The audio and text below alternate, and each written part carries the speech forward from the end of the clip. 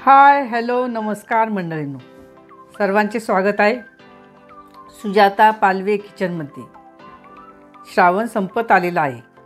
आता गणेशोत्सव काही दिवसातच आहे। सर्वांना गणेशोत्सवाच्या हार्दिक हार्दिक शुभेच्छा। सगळ्यांच्या मनोकामना गणपती बाप्पा पूर्ण करो ही गणपती बाप्पाजवळ प्रार्थना।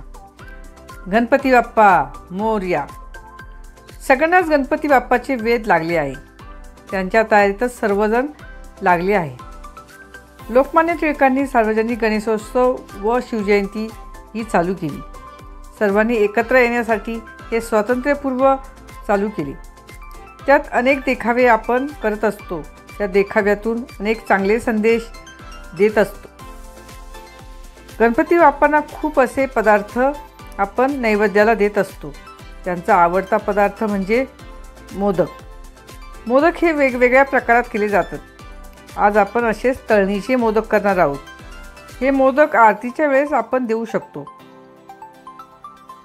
8 ते 10 दिवस टिकण्यासाठी हे मोदक खूप उपयोगी आहे। तर आपण असेच तळणीचे मोदक आपण करणार आहोत। तर चला बघूया त्याचे साहित्य।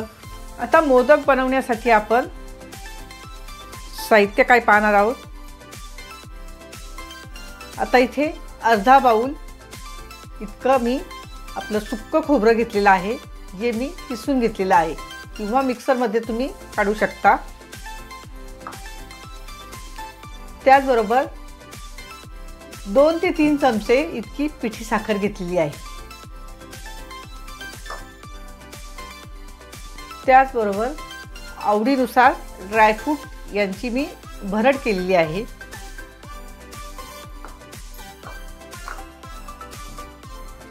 त्यामध्ये खसखस आणि जायफळ याचं आपण मिश्रण टाकणार आहोत। त्याचबरोबर 2-3 विलायची ही मी कुटून घेतलेली आहे। आता हे झालं आपलं सारणाचं साहित्य। आता आपल्याला पारी करायची आहे। तर पारीसाठीचं साहित्य हे 1 बाउल इतकं मैद्याचं पीठ घेतलेलं आहे। याच्याऐवजी तुम्ही गव्हाचं पीठ सुद्धा घेऊ शकता। त्याचबरोबर पाव वाटी इतकं रवा घेतलेला आहे। हा रवा तुम्ही बारीकच घ्यायचा आहे। जाड जर असेल तर तुम्ही तो मिक्सरमध्ये दळून घ्यायचा। त्याचबरोबर आपल्याला त्याच्यामध्ये टाकण्यासाठी हे थोडंसं तेल 2 ते 3 चम्मच। त्याचबरोबर याच्यामध्ये टाकण्यासाठी थोडंसं मीठ। आता आपण पुढची कृती पाहूया। आता 1 बाउल घ्यायचा। सारण तयार करायचं आहे। तर आता बाउल घेतला आहे मी। आता हे डेसिकेटेड नाही, ही आपलं घरचीच जी वाटी असते त्याच्याने मी हे कापून घेतलं आणि मिक्सरमध्ये दळून घेतलेलं आहे। तेच हे खोबरं आहे, किसलेलं नाही। तर हे खोबरं जे आहे हे मस्तपैकी असं बारीक थोडंसं करून घ्यायचं। यामध्ये टाकण्यासाठी आपल्याला साखर घ्यायची आहे। ही साखर पण मी घरी दळून घेतलेली आहे। आपली नेहमीची जी शुगर असते तीच घ्यायची आणि चाळून घ्यायची। आता हे तुमच्या आवडीनुसार तुम्ही टाकू शकतात। 2-3 चमचे किंवा तुमच्या आवडीनुसार गोडीला किती पाहिजे ते तुम्ही टाकू शकता।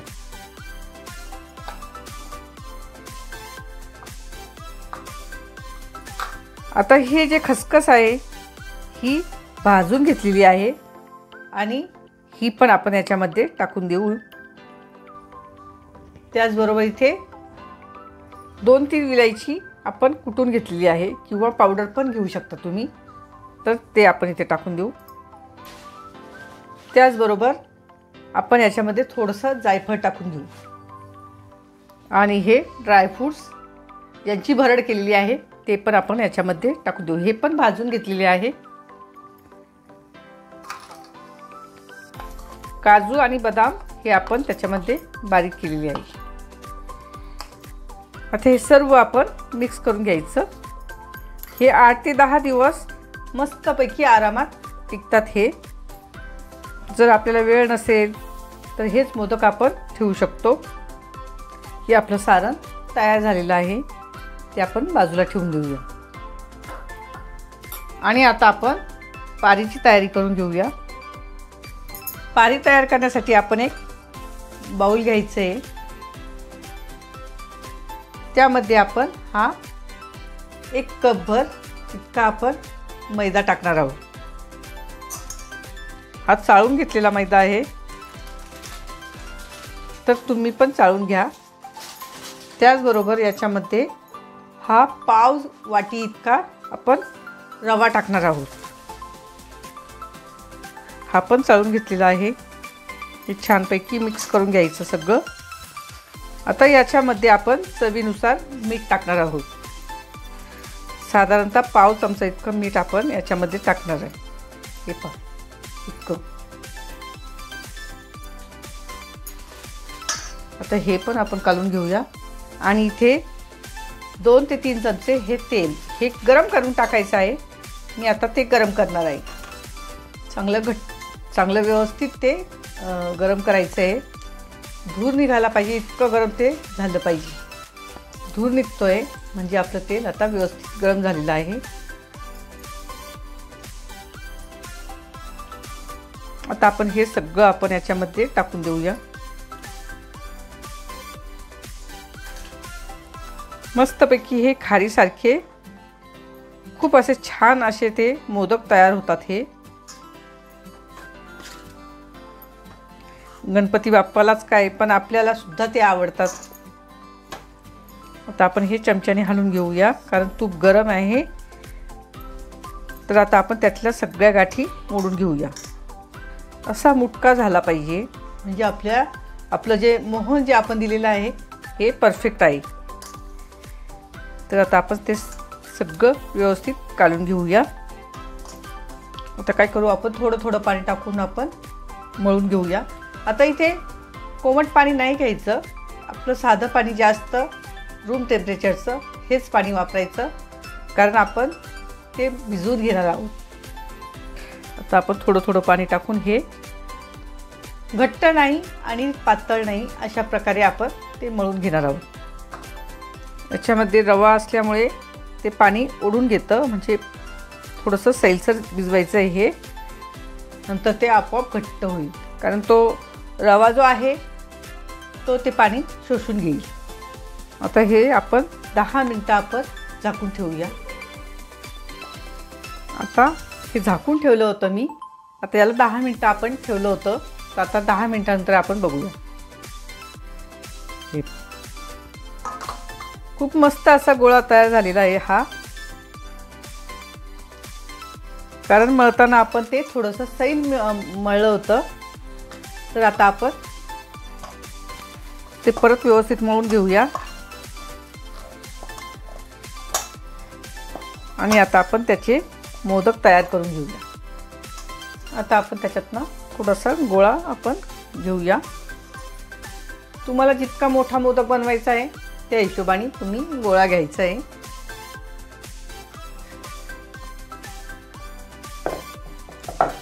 आणि तो लाटून घ्यायचा आहे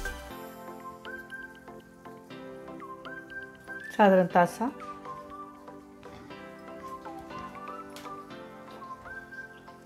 आता लाटताना पीठ वगैरे काही लावायची गरज नाही, कारण आपण ते खूप कडक मळलेलं आहे. तर ते आता अजिबात असं चिटकणार नाही.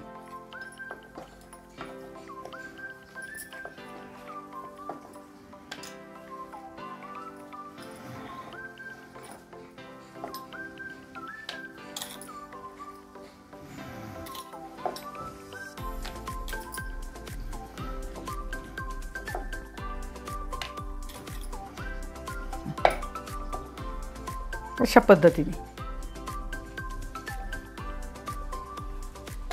तर आता आपण काय करूया,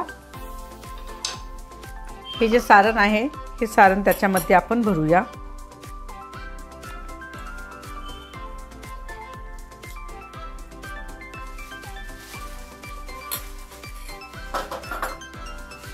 सगळ्या बाजूने त्याचे तोंड आपण बंद करायचे.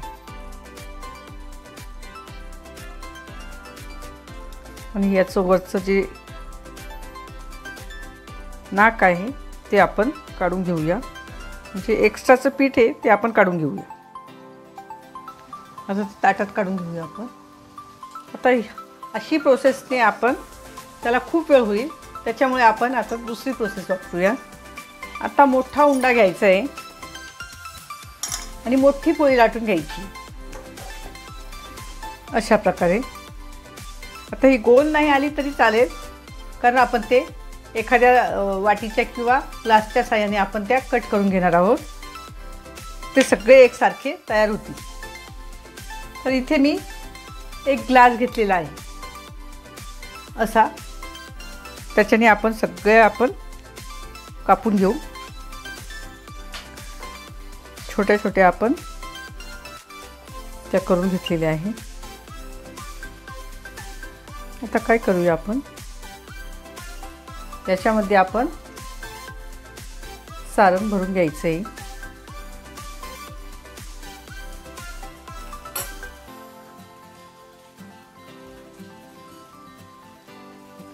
आणि याच्या सगळ्या बाजू आपण दुमडून घ्यायच्या आहे. साडीच्या मिऱ्या कशा घालतो आपण तशा पद्धतीने आपण करून घेणार आहोत. आता मी हे अशाच पद्धतीने सगळ्या हे करून घेते. हे पाचशे मस्तपैकी मी मोदक तयार करून घेतलेले आहे. आता आपण ते फ्राय करूया. तेल गरम झालं की नाही आपण ते पाण्यासाठी आपण थोडंसं चेक करून घेऊया. थोडं पीठ टाकलं आहे मी. आणि आता ते हळूहळू वरती येत आहे. म्हणजे आपल्याला मोदक टाकण्यासाठी हे योग्य तापमान आहे. आता आपण सगळे मोदक त्याच्यामध्ये टाकून देऊया.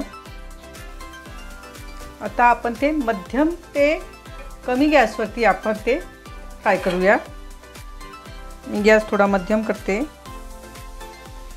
जेणेकरून ते पीठ आतपर्यंत आपलं शिजलं गेलं पाहिजे.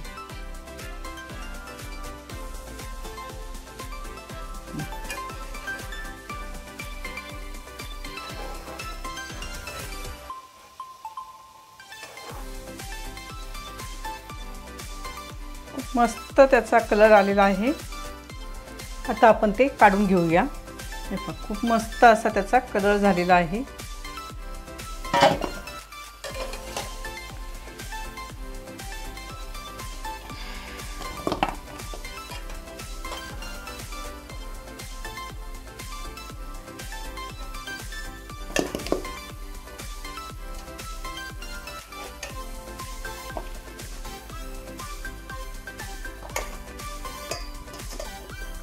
आता दुसरी बॅच आपण टाकून घेऊया.